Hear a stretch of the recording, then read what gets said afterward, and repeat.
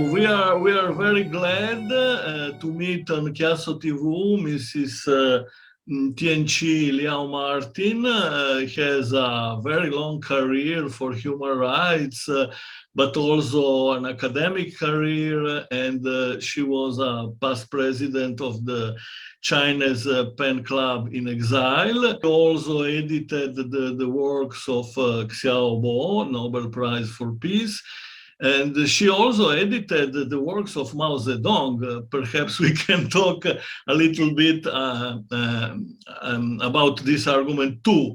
But our main argument in our interview is the collaboration between chiassotv and Pen Club's Writers for Peace. We will have a series of interviews like this. And our argument, main argument with Mrs. Tienchi Liao Martin is new technologies and surveillance in the time of the pandemic crisis. Hello, Mrs. Tienchi, another time. Your vision about this new problem, I think this is a problem of democracy, how the pandemic crisis was managed.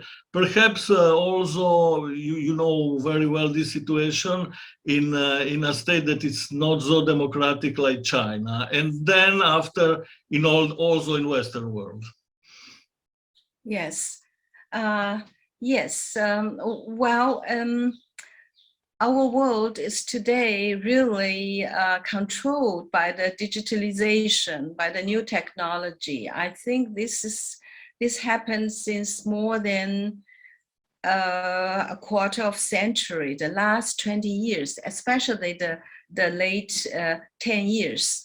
And it is, well, I have nothing against this kind of new technology because it brings, it pushes our society to progress. It brings lots of profit for us. But it is a kind of a mixture of useful, pragmatical usage, but it can also be misused to, for instance, for some governments or some agencies to do their surveillance on their people. But maybe you want to ask a specific question. I will answer it. Yes. Do you think that some government, perhaps also China, that you know very well, but not only, begin to control more and more the population really in this period of the pandemic? Did the pandemic, to say like so, permit more control, more surveillance on the people, and because of the sanitary situation? Yes, the COVID-19 broke out last year. The world was really officially informed in January or in February last year, 2020. And we know that it was actually a couple of months before it already broke out in China, in Wuhan. But the government didn't tell their people in their country. It's because it was the Chinese New Year. So the government waited till end of January 2020 to inform the people in, for instance, in city Wuhan. It is a city of 11 million population. And then the government locked down the city for 60 days. This is the information that we all know. But your question is how, for instance, how Chinese government use the digital surveillance to control the pandemic. Maybe I can make several examples. For instance, the people, well, now it's not only limited to city Wuhan, but in the whole country, in the whole China, although the government has controlled the pandemic quite well, after 60 days in Wuhan, they clear up the city, and the pandemic was under totally control. Even today, China has a little bit, sometimes we read the report that there are several cases in several cities of infection, COVID infection, but altogether, China has controlled this pandemic very well. Well, with what kind of method? That's the point that we are going to discuss. Chinese government has used this digital surveillance. For instance, every person has to have a kind of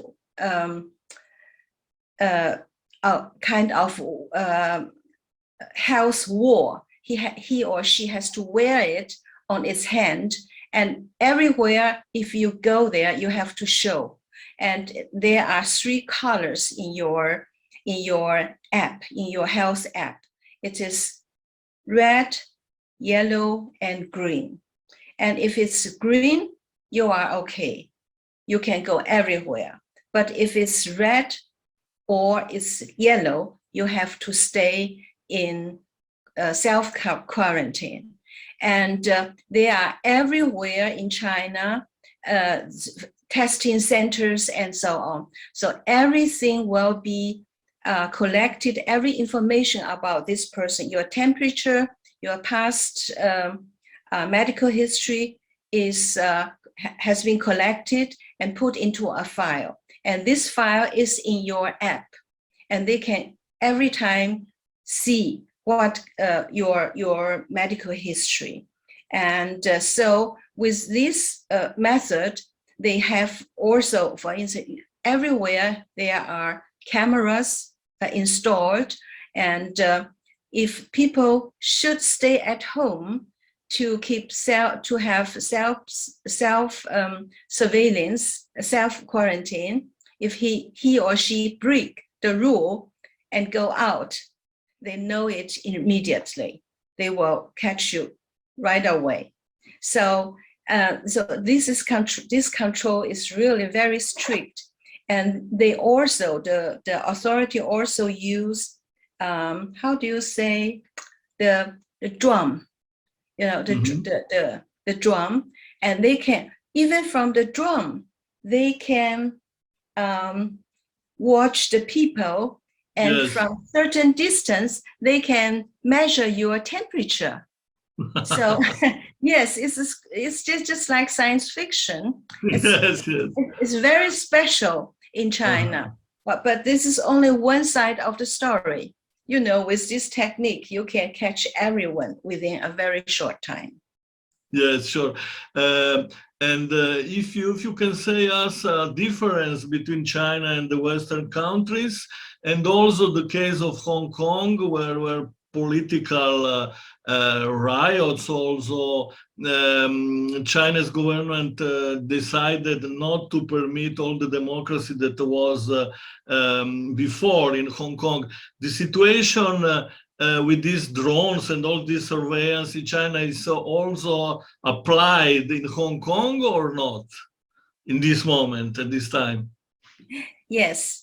The difference that how the Chinese government used this technique, and in the Western country, there is one, and the most important difference is in Western country, it is voluntary if you want to use it. Once you use this Corona One app, you can install it, but you are not forced to do that.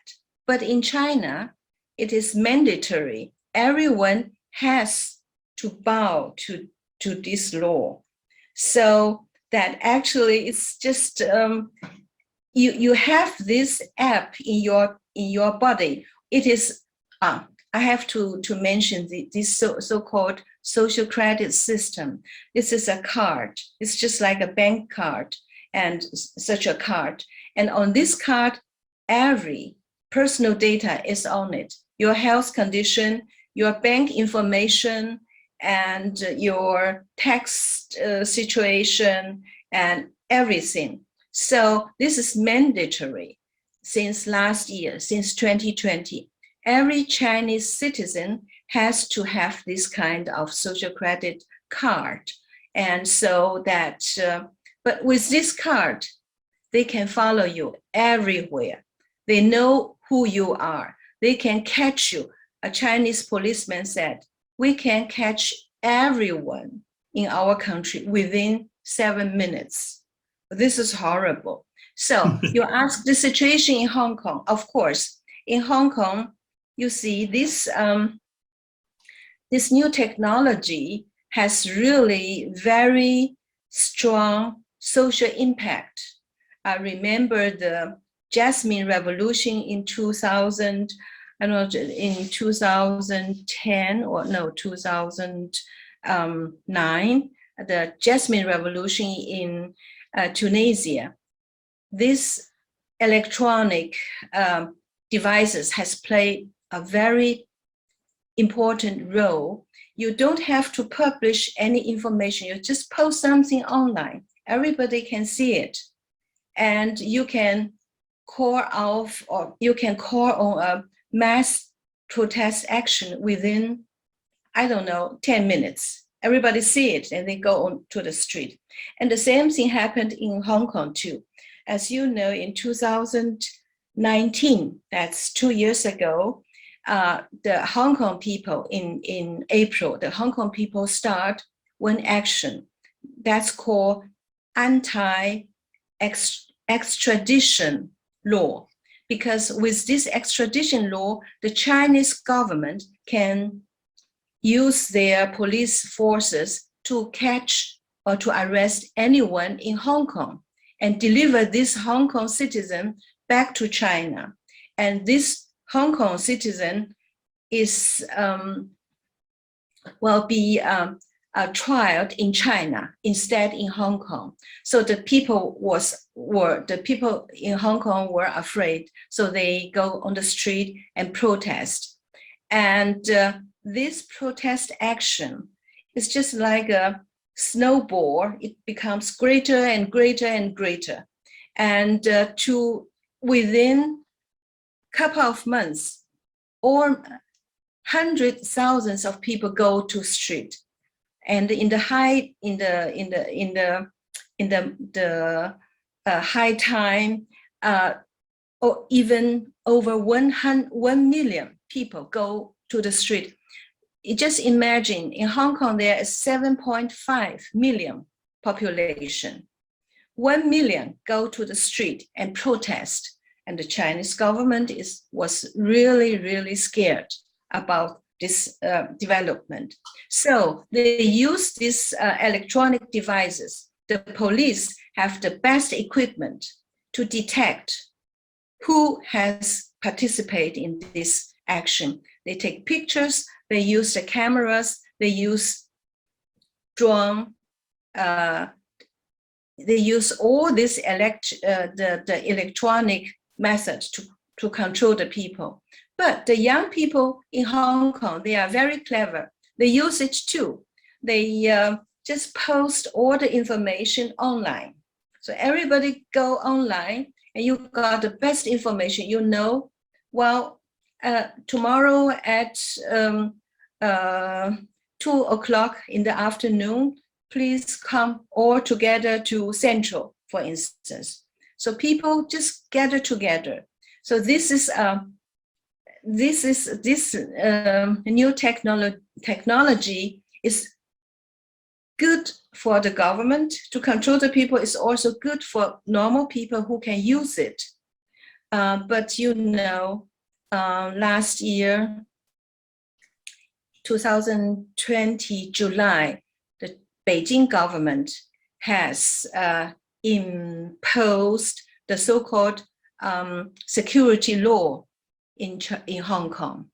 Under this security law, the authority in Hong Kong can, without any complicated or legal process, they can arrest the people.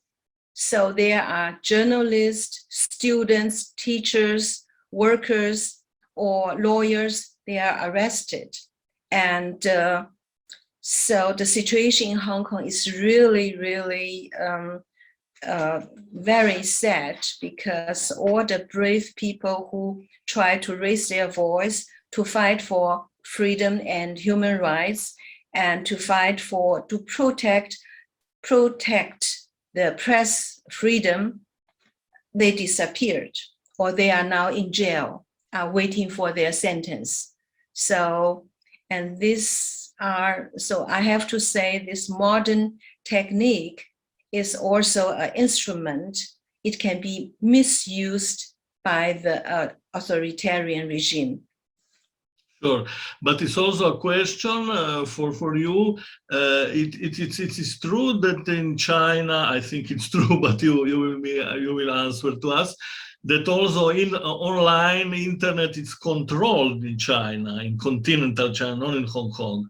It's not free like in the rest of the world.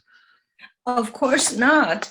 In the beginning, you asked me the pandemic. In the pandemic time, the usage of the electronic devices is accelerated.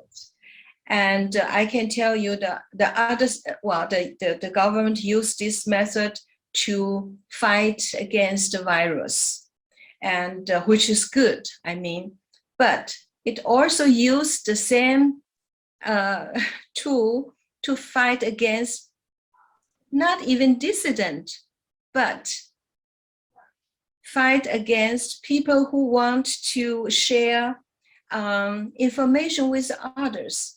I can give you an example. And last spring, when the COVID-19 broke out in Wuhan, several journalists went from other cities to, for instance, from Shanghai, from Guangzhou, and from other cities. They went to Wuhan. And during the shutdown time, they just walk around and took pictures. And if it's possible, they talk to people in hospital, or talk to people who are ill, who fall down on the street or so. They talk to them and take pictures, and they post those pictures online. And then they are arrested. We know 5 people. The first one is a journalist, a female journalist. Her name is Zhang Zhan. She is now 38 years old. She lived in Shanghai, and she went to Wuhan in February when the city was closed down, and he took pictures. He took pictures of the, how do you say, crematory? Yeah, where you burn the body, the dead body. Yes. She took pictures from the hospital, from the crematory, and talked to people, and then he posts this picture online. And she also take picture from the crematory. There are smoke going into the sky. So they are burning the dead bodies. So the police came to her, took her away, and transported her back to Shanghai. At end of they kept her in detention center. At the end of the year, they sentenced her to 4 years. Now she is in prison and is very, very ill. This is one case. Another case, 3 other journalists, they all go to Wuhan, have done the same thing as from Mrs. Zhang Zhan, and they were all caught by the police, and now they are disappeared. You don't know where they are where they are in jail, or are they kept under house arrest? We don't know. So this is the other side of the story, how the the government just keep the people under surveillance. Yes, also Mr. Xiaobo, the Nobel Prize for Peace, was detained in an hospital. He couldn't go to Germany, and he died at the end in China. Yes, yes, that's my former president of our pen, Mr. Liu Xiaobo. Maybe I can show you one book. We have published a book of him. The Journey of Liu Xiaobo. Yes, Liu Xiaobo was a writer, a poet, a philosopher. He is a wonderful, very intelligent scholar and poet. And he's not only work on his desk. He has lots of young students as followers, and we admire him a lot. I have edited several of his books, and he was 4 times in prison. And the last time he was arrested at home, December 2008. December. He was in prison for his opinions. Yes. Yes, he was caught because he and some friends have drafted a document, a manifesto. It's called Charter 08, 2008. Charter 08. It's a kind of imitation of Charter 1977 from West of Harvard. So in this manifesto, he appeals for, or he made suggestions that how China should go to the democratic way and give up the one-party dictatorship and so on. So the party just arrested him and put him into jail. But that's not the only thing that they arrest him. He has published over 1,000 very, very good articles and have written several books.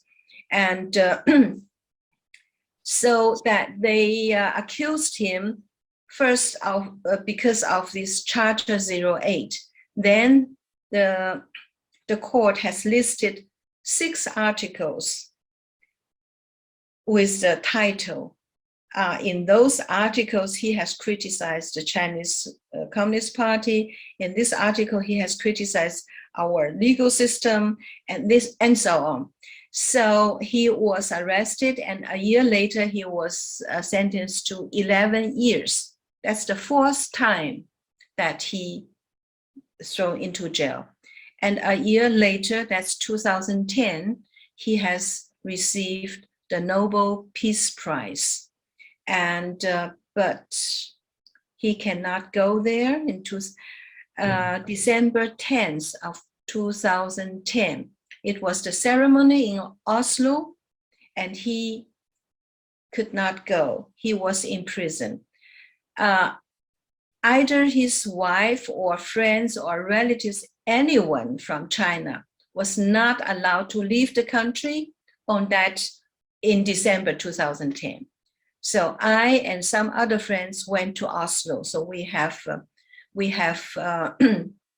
see the whole ceremony, and the Nobel Committee, the Nobel Peace Committee, has put an empty chair on the stage and put a picture of him and put the document of his Nobel document on this chair. Unfortunately, a couple of years later, 2017, Liu Xiaobo died actually in prison. But before he died, the authorities threw him out of the jail, put him into a hospital, and two weeks later he died. And we don't believe, we friends and colleagues, we don't believe that he died naturally. Well, the authority said he has liver cancer, but we don't believe that. we believe they have done something to him, because he used to be very healthy, and then he suddenly died. So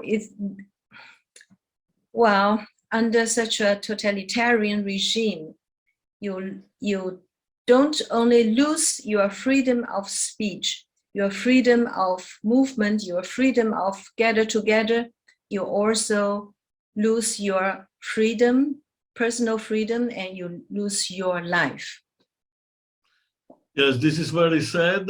My last question, Mrs.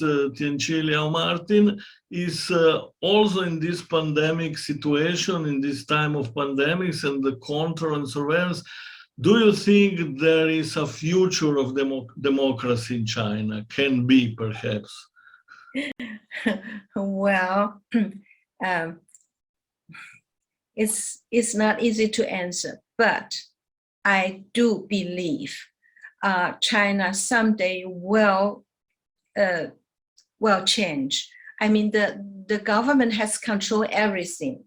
Xi Jinping administration controlled the military, control the legal, all the police, and control all the propaganda machine, and control everything. But the living standard is higher than in the early times. The people live in, well, not the whole country, but the most part of the Chinese population, they live much better than in the early times. And I think the new possibility that the people can get more information if they want, even there is a firewall because the Chinese government block all the foreign website, block all the news transition. But the people who has a little bit idea, they know how to get over the firewall and get to receive uncensored information. So I still believe the change will not be very quick. It is very slow change, the way to democratic system. I believe that because I grown up in Taiwan. When I was young, under Chiang Kai-shek government, there was no real freedom. There's no democracy. But Taiwan changed from a soft dictatorship to a real democratic country. So I believe China has this. I do not give up the hope that China will turn to a democratic country someday. Maybe it takes 10, 20, even 30, even 40 years. But that is the tendency, because people want to have their rights. They want to have their dignity. So that's what I think. Thank you very much, Mrs. Tienchi Liao Martin, and we were very glad to interview you in this new program of chiassotv and Writers for Peace Committee, and till next. Thank you. Thank you very much, Sergey. Bye-bye.